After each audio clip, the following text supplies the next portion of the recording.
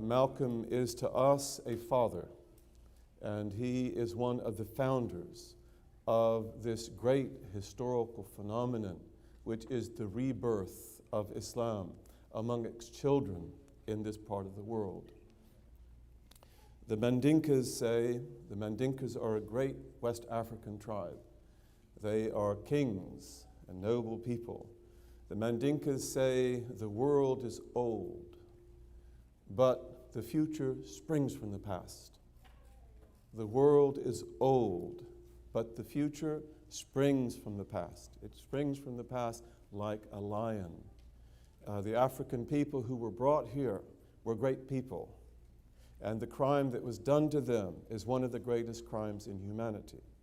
And one of the greatest things in that crime was not just the fact that they were packed into boats and they were sent across the Atlantic and they were enslaved and they were oppressed, but one of the greatest parts of that crime is that they were denied their roots and their identity. There are no black people in Africa. Africans are tribes, and those tribes are very important. And those tribes have marks, and they have culture, they have language, they have depth. And when you destroy that, you destroy very, very much. And Malcolm X was the best. He was certainly of the best. I know a woman in the Gambia who has a great gift of looking at Africans, and she knows immediately their lineage. And so I took the opportunity to show her some pictures. And I showed her the picture of Malcolm X. She said, Fulani. This is a Fulani. I also showed her the picture of Imam Zayd. She said, Fulani. Imam Zayd's a Fulani. Then a sheikh who has a lot of secrets that deal with the past, he told me, and he said the lineage of Malcolm X goes back to the great jihad of Uthman bin Fodio. That this is where his ancestors come from, and he said Imam Zayd is the same thing. So these are the best. You know, the world is old, but the future springs from the past. And it is not a coincidence that Allah chose this amazing man to be a meteor of great good and light in this country. Malcolm was one of the greatest human beings that has ever been seen on this side of the Atlantic Ocean. He was a man of truth. He was a man of truth, and he was a man of truth. That his whole life is a search for that truth, and it is a commitment to follow it wherever it leads him. When Malcolm was in the Nation of Islam, he built the Nation of Islam, and he gave it its soul, and he believed that it was the true teaching. And when he learns that there is more to Islam than that, then he goes to that as well, and he goes to it with great conviction, great diligence, courage, the ability to sacrifice, and he's always smiling. You know, and this is part of the inheritance, the inheritance of the Prophet sallallahu alaihi wasallam that was given to him, that he always has the smile of paradise upon his lips. You know, he is created to be a shaheed, a martyr, a witness to the truth. And he has that beauty, that bliss of the garden that is with him all the time. Malcolm was a genius. Malcolm was a brilliant human being. But Malcolm was grounded in the earth. He understood reality as it is.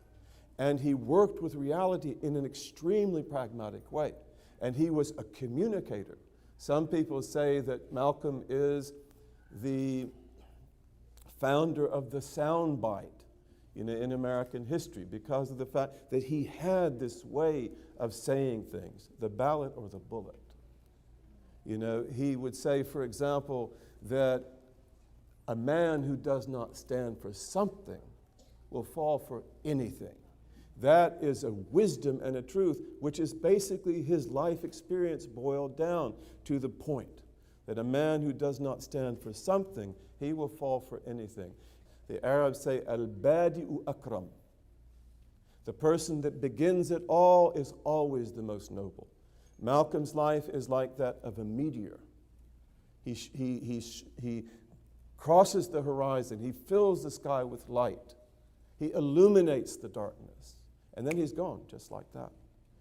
He's gone.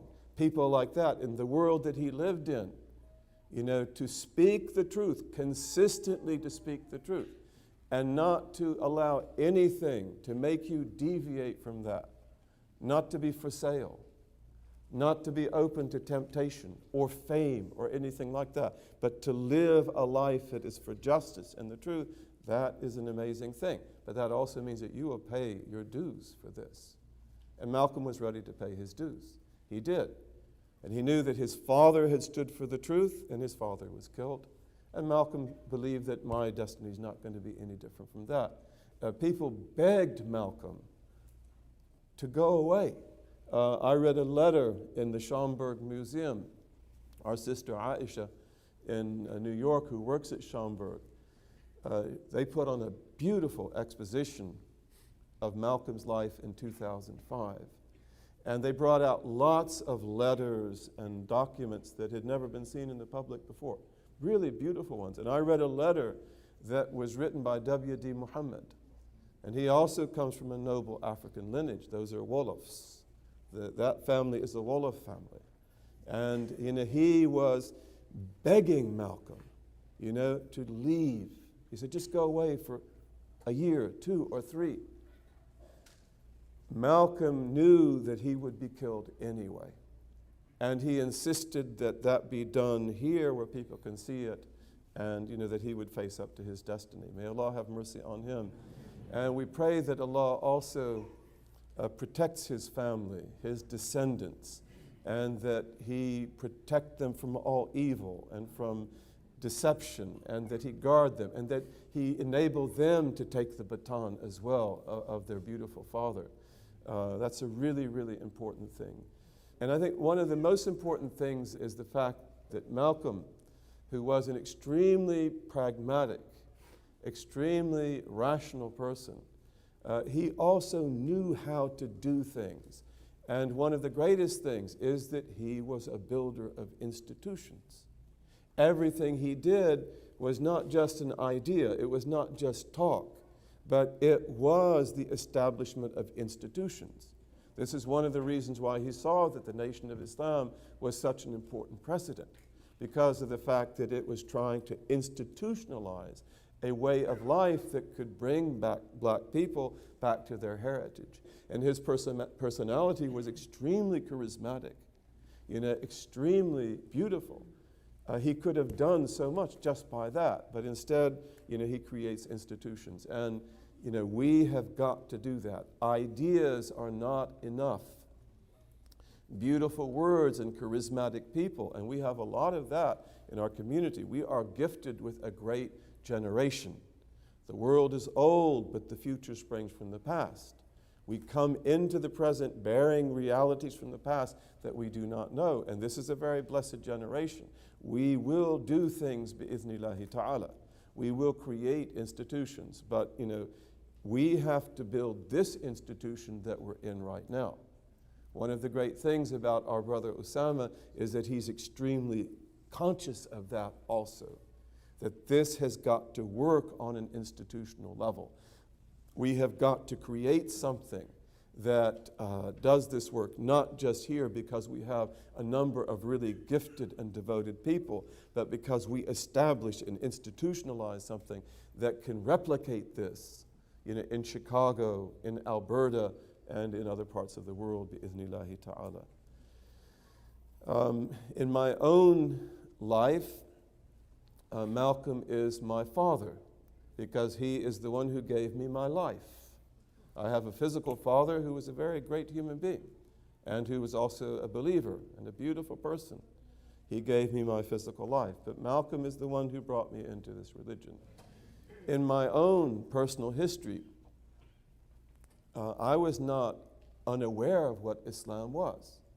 When I was an undergraduate, I wrote a paper on the African roots of American slaves.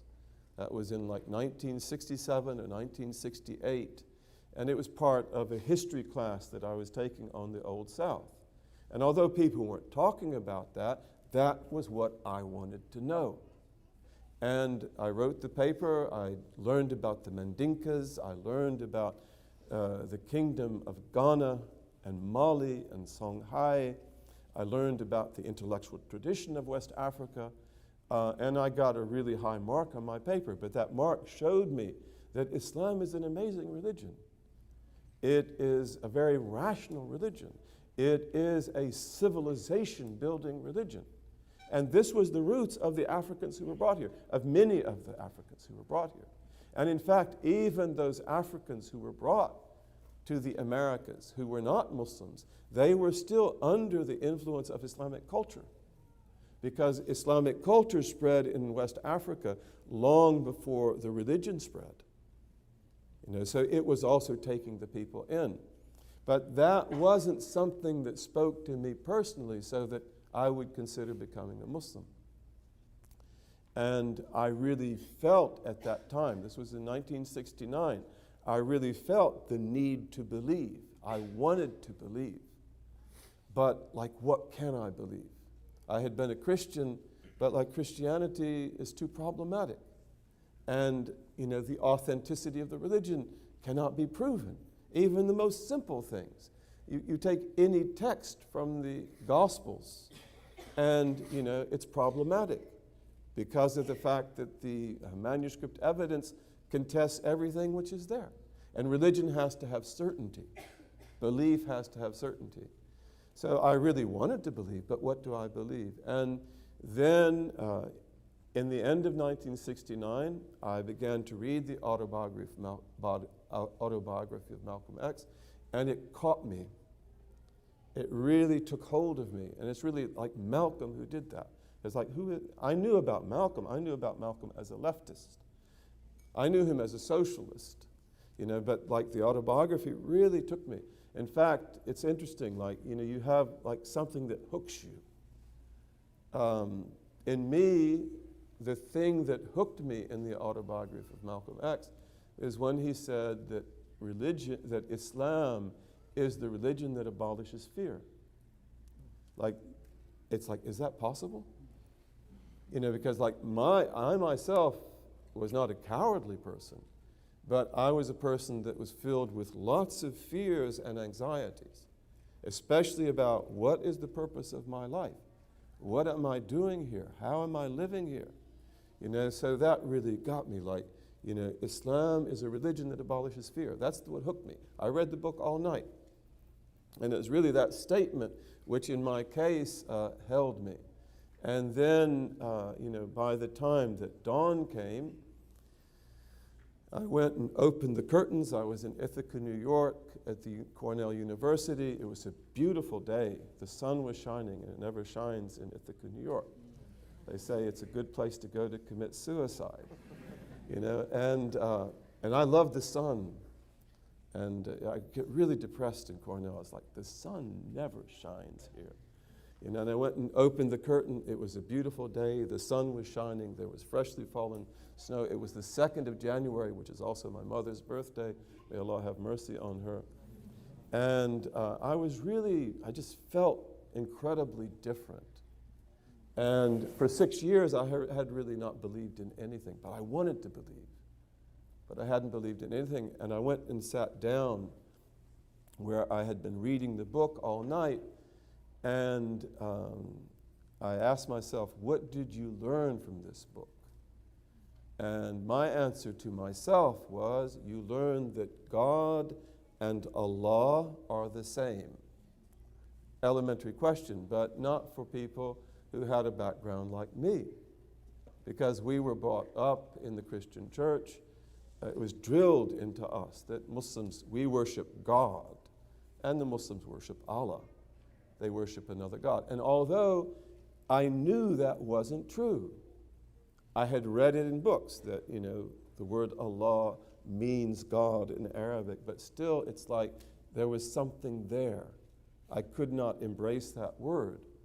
And so, because Malcolm used the word Allah, it's like I saw that God and Allah are the same.